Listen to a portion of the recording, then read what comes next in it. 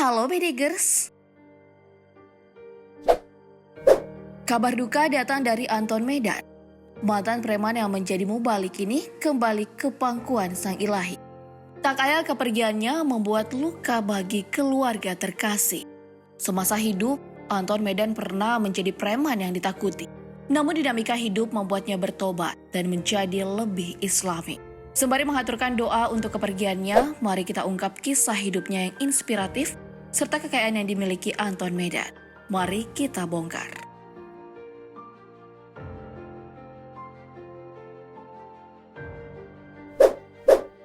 Muhammad Ramdan Effendi atau yang lebih dikenal dengan Anton Medan meninggal dunia pada 15 Maret 2021 lalu. Ia meninggal di usia 63 tahun setelah kalah melawan stroke dan diabetes yang dideritanya. Sebelum menjadi mu'alaf dan pendakwah agama, Anton Medan dulunya adalah preman kelas kakap. Bahkan, pria keturunan Tionghoa ini memiliki rekam jejak yang cukup panjang dalam dunia hitam. Perkenalannya dengan dunia hitam bermula ketika ia masih remaja. Anton yang kala itu merupakan remaja putus sekolah, lantas menjadi calo di salah satu terminal di Medan. Kehidupan yang keras di terminal membuatnya berkonflik dengan para supir, hingga mengantarkannya mendekam di balik jeruji besi. Setelah bebas dari penjara, pria yang lahir dengan nama Tan Hock Liang ini kemudian hijrah ke Jakarta. Hidup sebatang kara di ibu kota yang kejam membuat dirinya terpaksa melakukan berbagai aksi kejahatan. Mulai dari menjamret, merampok, hingga mengedarkan narkoba. Apapun yang ia lakukan demi mendapatkan uang. Bahkan ia tak segan untuk menghabisi nyawa seseorang. Tak mengherankan ia pun kerap keluar masuk penjara. Tak puas menjadi penjahat kecil, Anton Medan lantas menjadi penjahat kelas kakap dan semakin jauh tenggelam dalam dunia hitam. Awal dekade 70-an, Anton Medan masuk ke kawasan Kalijodo. Kurang lebih 7 tahun berada di kawasan tersebut.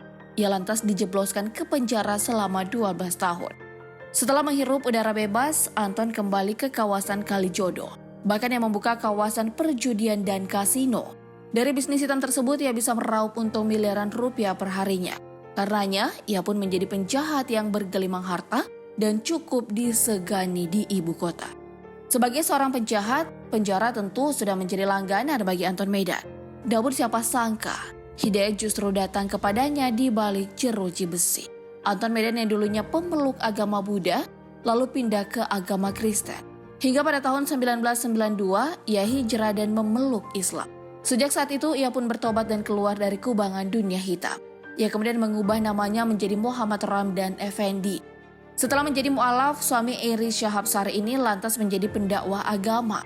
Ia kerap berdakwah bersama almarhum Zainuddin MZ. Sosok pendakwah karismatik yang mengislamkan dirinya. Ia juga kerap berkeliling ke berbagai lembaga pemasyarakatan untuk memberikan ceramah dan bimbingan agama. Karena ia adalah pembina dari 480 lapas di seluruh Indonesia. Menariknya, Ketua Umum Persatuan Indonesia Tionghoa Indonesia atau PITI tahun 2012-2017 ini adalah salah satu sosok pendakwah yang cukup tajir. Meski jumlah kekayaannya tak diketahui pasti, namun kekayaannya bisa dilihat dari mobil yang dikoleksinya. Salah satunya adalah mobil Jeep Wrangler Rubicon miliknya. Mobil pabrikan Amerika Serikat ini ditujukan bagi para pecinta jalanan mulus maupun yang suka terabas di medan off-road. Karenanya, mobil ini dilengkapi dengan sistem penggerak roda 4x4 atau 4-wheel drive. Dari segi tampilan, Jeep Wrangler Rubicon sudah jelas memberikan kesan garang. Grill depan dan kaki-kakinya sangat maco layaknya mobil penjelajah. Meski menyandang predikat sebagai mobil penjelajah, Jeep Wrangler Rubicon dilengkapi dengan interior kualitas premium. Hampir seluruh bagian interiornya dibalut dengan kulit berkualitas. Plus berbagai fitur yang disematkan untuk memanjakan penumpang. Tentunya segala fitur premium tersebut tak ada artinya jika tak diberi dengan dapur pacu yang powerful. Berbekal mesin 4 silinder berkapasitas 1995 cc, mobil ini mampu menghasilkan tenaga maksimum 272,7 horsepower pada putaran 5.250 rpm dan torsi puncak 400 Nm pada putaran 3.000 rpm. Dengan segala kemewahan dan ketangguhan yang dimilikinya, mobil ini dibanderol dengan kisaran harga 1,67 hingga 1,9 miliar rupiah. Ada hal menarik dari Jeep Wrangler Rubicon milik Anton Medan ini. Meski harganya mencapai miliaran rupiah, mobil ini pernah digunakan Anton Medan dalam sebuah demonstrasi di Jakarta. Mobil ini dimodifikasi sedemikian rupa sehingga menjadi mobil komando dan orang bisa berorasi di atasnya. Nah, dengan kekayaan dimilikinya, Anton Medan rupanya tak lupa bersyukur. Memiliki lika-liku hidup yang kelam membuat Anton Medan ingin mengajak narapidana lainnya untuk bertobat dan berbuat baik. Ia pun membentuk majelis taklim untuk para mantan narapidana dan preman. Tak berhenti sampai di situ, ia juga mendirikan pondok pesantren At-Thaibin di daerah Cibinong, Bogor. Pesantren dikhususkan bagi mantan narapidana dan preman dibangun pada tahun 1996. Tak hanya belajar agama, para santrinya juga diajari berwirausaha. Di pondok pesantren tersebut, Anton Medan juga membangun masjid unik bergaya Tionghoa, yaitu Masjid Jami Tan Hock Lia. Masjid itu dibangun dengan biaya sekitar 2 miliar rupiah. Di samping masjid itu, Anton Medan membuat lubang yang akan dijadikannya makam ketika ia meninggal dunia. Setelah kepergiannya beberapa waktu lalu, ia akhirnya dimakamkan di samping masjid yang dibangunnya. Nah, Pedikers, itulah kisah hidup dan kekayaan Anton Medan. Jalan hidup seseorang memang tak bisa ditebak. Seperti Anton Medan yang dulunya berkubang di dunia hitam, akhirnya bertobat dan menjadi pendakwah agama.